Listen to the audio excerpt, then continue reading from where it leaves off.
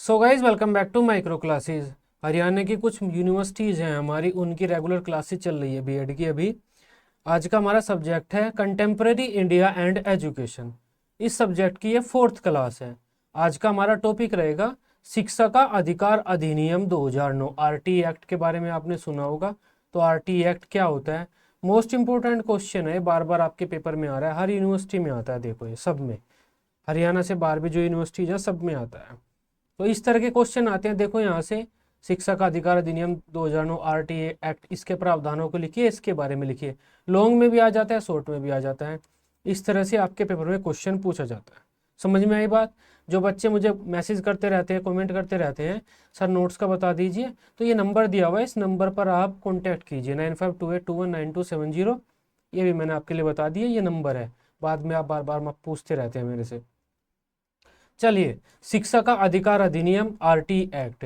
अब देखो भारत सरकार क्या कर रही है, भारत में शिक्षा की व्यवस्था बेहतर करने की कोशिश कर रही है, शिक्षा का प्रचार प्रसार करने की कोशिश कर रही है कि हर बच्चे को बेहतर शिक्षा मिले, हर विद्यालय में उनकी बेसिक सी सुविधाएं उनके पास उपलब्ध हो। इसके लिए भारत सरकार क्या करती है, समय समय पर नए शिक्षा संबंधी आंदोलन चलाती है, अभियान चलाती है, नई संस्थाओं का भी निर्माण करती है, नए नए कानून लेकर आती रहती है, शिक्षा की नीतियाँ बनाती रहती है, जैसे मिड डे मील वगैरह, इस तरह की शैक्षिक योजनाएं भी लेकर आती रहती है। राष्ट्रीय Madhyamik Shiksha Abhiyan, mid day meal, Kasturba Gandhi योजना, नवोदय विद्यालयों की स्थापना वाली योजना थी। तो इस तरह से भारत सरकार काफ़ी सारी योजनाएं वगैरह लाती रहती है, जिससे हमारे देश की शैक्षिक व्यवस्था में सुधार हो जाए, वो बेहतर बन जाए। उसी कड़ी में हमारा एक ये भी आता है आरटी एक्ट। तो भारत सरकार ने 2009 में एक एक्ट पारित किया था पार्लियामेंट से, आरटी एक्ट। इसमें शिक्षा की व्यवस्था भारत में कैसी होगी उसके संबंध में कुछ निर्देश दिए गए थे। उन निर्देशों का हर सरकारों को, हर विद्यालयों को पालन करना होता है। तो यही है हमारा आरटी एक्ट। सन 2009 में ये बना था और पारित हुआ था। इसे 2010 से लागू किया गया था, 1 अप्रैल 2010 से। आपकी यूनिवर्सिटी में तो वेरी शॉर्ट क्वेश्चन नहीं आते हैं, लेकिन जिन यूनिवर्सिटीज में वेरी शॉर्ट क्वेश्चन आते हैं वहाँ पर ये बेहतर क्वेश्चन बनता है। ये कब पारित हुआ था और कब लागू हुआ था? 1 अप्रैल 2010 से लागू हुआ था। और कौन सा एक राज्य था जिसमें ये एक्ट लागू नहीं हुआ था? वो था JNK, क्योंकि उस टाइम पर जम्मू कश्मीर भारत का एक हिस्सा नहीं हुआ करता था, उसे विशेष सुविधाएं प्रदान थी। तो ये एक एक्ट है, भारत सरकार द्वारा लाया गया था, भारत में जो शैक्षिक व्यवस्था है उसमें सुधार हेतु लाया गया था। समझ में आई बात? अब इसके बारे में थोड़ा सा पढ़ लेते हैं। भारतीय संविधान का जब संविधान हमारा लागू हुआ था, तो राज्य के नीति निर्देशक जो तत्व हैं उनमें अनुच्छेद 45 में लिखा हुआ है कि राज्य, जो हमारा भारत सरकार है, केंद्र राज्य सरकारें हैं, कि जो राज्य है संविधान लागू होने के 10 वर्ष के अंदर अंदर जो हमारे 14 वर्ष तक के आयु के सभी बच्चे हैं उनकी निःशुल्क व अनिवार्य शिक्षा की व्यवस्था करेगा। जब संविधान लागू हुआ था उसमें लिखा हुआ था कि 14 वर्ष तक आयु के जितने बच्चे हैं उनकी निःशुल्क व अनिवार्य शिक्षा की व्यवस्था राज्य करेगा, मतलब सरकारें करेंगी। राज्य का मतलब सरकारें से होता है। लेकिन ऐसा पूरी तरह नहीं हो पाया, क्योंकि 10 साल के अंदर सभी बच्चों की शिक्षा की व्यवस्था करना बहुत ही कठिन कार्य था। तो उस कड़ी में हमने और प्रयास किए, नई नई और शिक्षा नीतियाँ, ये हमारा NCF भी लेकर आए हम।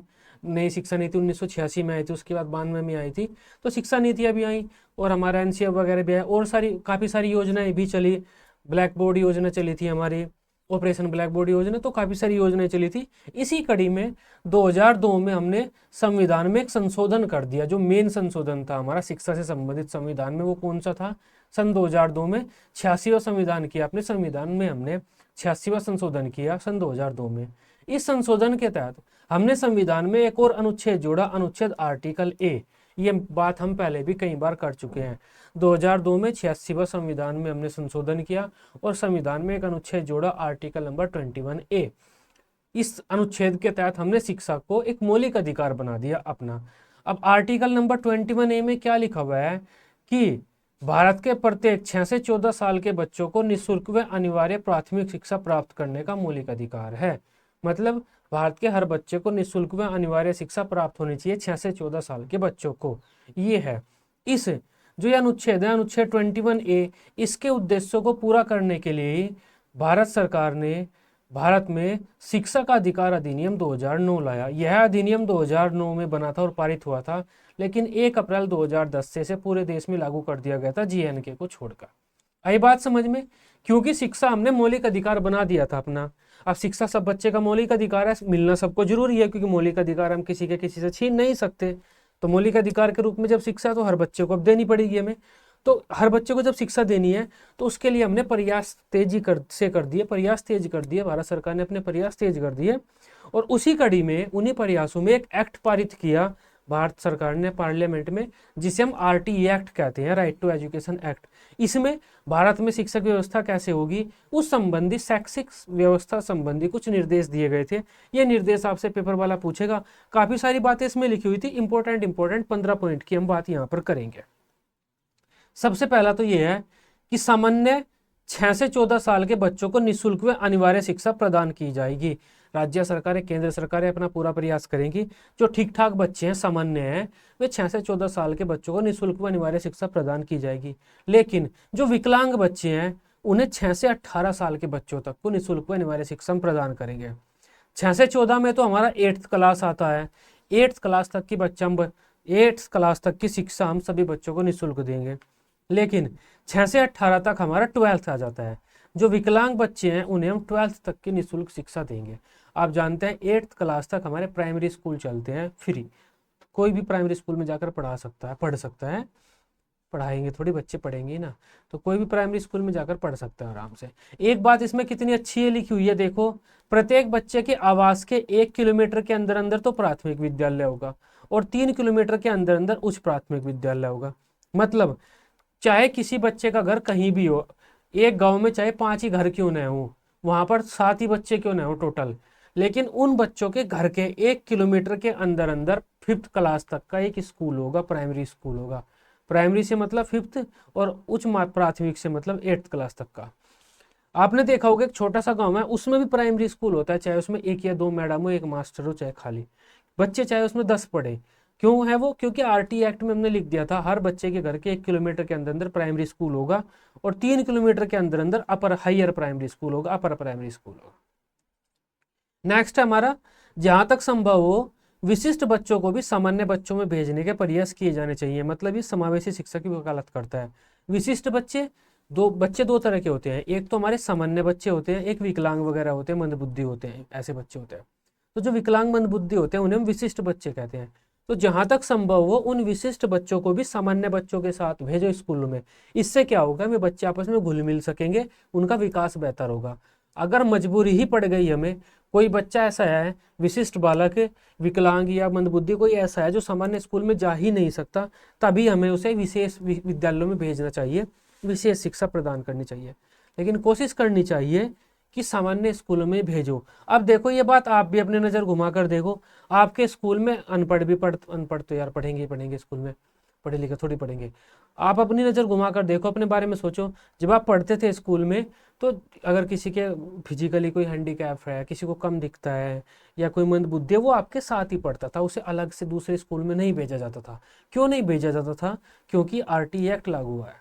नेक्स्ट बात करते हैं हम, कोई भी विद्यालय किसी भी बच्चे का प्रवेश लेने से मना नहीं कर सकता। कोई भी विद्यालय, देखो RTE एक्ट के जो नियम हैं, वे प्राइमरी और सरकारी दोनों, सरकारी और प्राइवेट दोनों पर लागू होते हैं। ऐसा नहीं है कि वे सिर्फ सरकारी स्कूलों में लागू होंगे, सरकारी और उसमें दोनों में लागू होते हैं। वे सरकारी वाले सब मानेंगे, प्राइवेट वाले कुछ कुछ मानते हैं, लेकिन लागू होते हैं उन पर भी। तो कोई भी विद्यालय किसी बच्चे का एडमिशन लेने से मना नहीं कर सकता। जब कोरोना आ गया था, प्राइमरी स्कूल में बच्चे की संख्या बढ़ गई थी, तो उन्होंने शिफ्ट चालू कर दी थी, मॉर्निंग शिफ्ट, इवनिंग शिफ्ट, ऐसे करके बच्चों का एडमिशन लेने से उन्हें मना नहीं कर पाए थे। मैं क्यों? क्योंकि ये बात RTE एक्ट में लिखी हुई है, आप एडमिशन लेने से मना नहीं कर सकते। जब बच्चे का एडमिशन होगा, तो उनके माता पिता का या बच्चे का कोई इंटरव्यू नहीं लिया जाएगा। तो सरकारी स्कूल तो नहीं लेते, लेकिन प्राइवेट ले लेते हैं फिर भी। प्राथमिक कक्षाओं में किसी को फेल नहीं किया जाएगा। 8th क्लास तक हम किसी को फेल नहीं करते, पास करते भेजते जाते हैं। 9th से फेल होने स्टार्ट होते हैं, क्योंकि 9th से हम बोर्ड के कंट्रोल में चले जाते हैं अपने प्रॉपर। नेक्स्ट है हमारा, अगर कोई बच्चा 6 वर्ष की आयु में प्रवेश नहीं ले पाया है, तो उसे उसकी आयु वर्ग की कक्षा में प्रवेश दिया जाएगा। मतलब बच्चे की जितनी आयु है, उसे उसकी आयु वाले बच्चों के साथ ही पढ़ाया जाएगा। 6 साल का बच्चा 1st क्लास में आएगा, 7 साल का बच्चा 2nd क्लास में आएगा, 8 साल का बच्चा 3rd क्लास में आएगा। अब मानो किसी बच्चे ने 6 साल का होने के बाद एडमिशन नहीं लिया, 7 साल का हो गया तो भी उसने एडमिशन नहीं लिया, लेकिन अब 8 साल का होने के बाद उसका मन किया कि एडमिशन लूँ मैं, तो उसे डायरेक्ट हमारा थर्ड क्लास में भेजा जाएगा। 8 साल के बच्चे थर्ड क्लास में पढ़ रहे हैं ना, तो फर्स्ट और सेकंड क्लास उसकी स्किप करा दी जाएगी। आयु वर्ग की कक्षा में जिस आयु के बच्चे जिस कक्षा में हैं उस बच्चे को उसी कक्षा में भेजा जाएगा। नेक्स्ट हमारा, किसी भी बच्चे को मानसिक या शारीरिक दंड नहीं दे सकते, बच्चे को पनिशमेंट नहीं दे सकते। इसी के तहत आरटी एक्ट के तहत ही जो भारत में दंड देने से मना कर दिया गया। आजकल बच्चे पढ़े ना पढ़े कोई पिटाई नहीं करता, लेकिन पहले मुर्गा बना के मारते थे। कोई भी शिक्षक निजी संस्थान नहीं चला सकते, मतलब ट्यूशन नहीं पढ़ा सकते। या आपने सुना भी होगा, टीचर कहते रहते हैं जो प्राइवेट ट्यूशन पढ़ाते हैं कि हमें ट्यूशन पढ़ाने से मना है, हम ट्यूशन नहीं पढ़ा सकते क्योंकि हम स्कूल में पढ़ाते हैं, अगर ट्यूशन पढ़ाना है तो स्कूल में छोड़ना पड़ेगा। तो कोई भी शिक्षक जो स्कूल में पढ़ा रहा है वो निजी संस्थान नहीं चला सकता अपना ट्यूशन, अगर ऐसा करेंगे तो उन्हें सजा दी जाएगी। नेक्स्ट है हमारा, बिना मान्यता वाले, उस टाइम पर जब ये अधिनियम लागू हुआ था ना, उस टाइम पर ये बात कही गई थी कि बिना मान्यता वाले जितने भी विद्यालय चल रही हैं वे 3 वर्ष के अंदर अंदर मान्यता प्राप्त कर ले, नहीं तो बंद कर दी जाएंगे।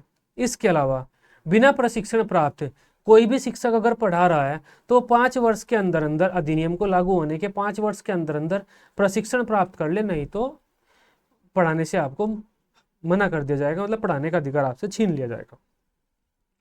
प्रशिक्षण से मतलब बीएड, बीटीसी, डीएलएड या आपका NIOS से भी डीएलएड होती है, ओपन स्कूलिंग से भी, इस तरह के। तो जब यह अधिनियम लागू हुआ, इसमें लिखा हुआ था अधिनियम लागू होने के 3 वर्ष के अंदर अंदर तो हर विद्यालय मान्यता ले ले किसी बोर्ड से, भारत सरकार से, या फिर इसके अलावा और जो शिक्षक पढ़ा रहे हैं वे 5 वर्ष के अंदर अंदर कोई प्रशिक्षण कार्यक्रम कर ले, कोई बीएड, बीटीसी या टीचर ट्रेनिंग का कोई प्रोग्राम कर ले, अदरवाइज आपको पढ़ाने नहीं दिया जाएगा। सभी निजी विद्यालयों में 25% सीटें बच्चों के लिए आरक्षित रहेंगी। देखो ये बात भी लिखी हुई है, जो प्राइवेट स्कूल है ना 25% सीटें उसमें गरीबों के लिए होंगी हर प्राइवेट स्कूल में। लेकिन इसमें 25% सीटों में कौन गरीबों में कौन जाता है कोई नहीं कह सकता। जैसे आपने एक मूवी देखी होगी शायद इंग्लिश मीडियम, अगर मैं गलत नहीं हूँ तो इरफान खान की वो मूवी है, उसमें वो इन्हीं 25% सीटों पर अपने लड़के या लड़की का किसी का एडमिशन कराने की कोशिश करता है। क्योंकि मैंने वो मूवी नहीं देखी, बस हाँ पता चला है कि इस बारे में है वो मूवी। हर प्राइवेट स्कूल में 25% सीटें गरीबों की होती है, तो इरफान खान गरीब बनता है उसमें ताकि उनके बच्चे का गरीब सीट पर एडमिशन हो जाए, प्राइवेट स्कूल में होती है। नेक्स्ट है हमारा, देखो ये आपका टीसी की भी अनुमति देता है कि अगर हम अपने राज्य में, राज्य के बाहर किसी भी कॉलेज स्कूल, एक स्कूल से दूसरे स्कूल में जाएं तो हमें स्थानांतरण का अधिकार होगा। स्थानांतरण मतलब ट्रांसफर, तो ट्रांसफर का एक सर्टिफिकेट मिलता है, तो आप स्कूल बदल सकते हैं। 6 से बाद 7, 7 के बाद 8, हर साल आप अपने स्कूल बदल सकते हैं, कोई दिक्कत नहीं है सरकार को इससे। शिक्षकों को जनगणना, चुनाव और आपदा, इनके अलावा कोई भी काम नहीं दिया जाएगा। ये बात भी इसमें लिखी हुई है। काफी अच्छी अच्छी बेहतर बातें इसमें आरटी एक्ट में लिखी हुई है, इसे पढ़कर आपको मजा आ जाएगा। नेट पर देखना, और भी इसमें काफी सारी बातें लिखी हुई हैं।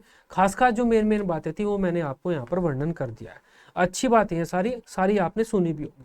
तो ये आज का हमारा टॉपिक था RT act, right to education act 2009। इन्हें आप हेडिंग बनाकर भी लिख सकते हैं, अपने शब्दों में एक्सप्लेन कर सकते हैं। अगर लॉन्ग क्वेश्चन आता है तो आप सोचते हैं आप बड़ा करके लिखे से, ये 15 पॉइंट है, इनमें से आप कोई भी 10-12 पॉइंट हेडिंग बनाकर अपने शब्दों में एक्सप्लेन कर सकते हैं। अलग अलग बुक में या किसी में मिल जाएंगे, तो वहाँ से भी आप इस तरह से कवर कर सकते हैं। अगर आप इसे बढ़ा चढ़ाकर करना चाहें, वो आपकी क्रिएटिविटी के ऊपर है। तो ये आज का हमारा टॉपिक था। आई होप इस टॉपिक को आप बेहतर तरीके से समझ पाए होंगे। वीडियो अच्छी लगी हो, आप इसे अपने बीएड ग्रुप में दोस्तों के साथ शेयर कर सकते हैं। बीएड की सभी सब्जेक्ट की डेली रेगुलर क्लासेस लेने के लिए आप इस चैनल को सब्सक्राइब कर सकते हैं। Till then, bye bye, take care.